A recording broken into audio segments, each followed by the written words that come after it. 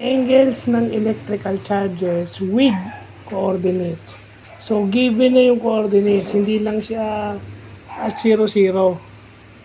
Hindi lang siya sa origin, no? So, meron na siyang given coordinates, no? Given in meters. So, hindi ko na lang nilagay. So, ito yung nagde-determine daw ng direction ng electric charge.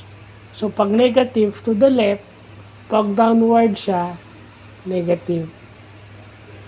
Actually, kasi X component lang yun, wala naman siyang Y component. So, to the left siya, negative.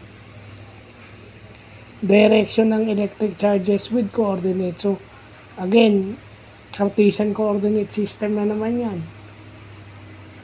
Yung XY plane, yung Cartesian plane yan, yung electrical charges in a Cartesian plane, pero given in meters yung kanyang coordinates. So, nilagay ko na rin yung formula na pwede. At, syempre, vector component yan. Y divided by X. So, arctangent yung gagamitin natin. Syempre, ratio ng arctangent is Y over X.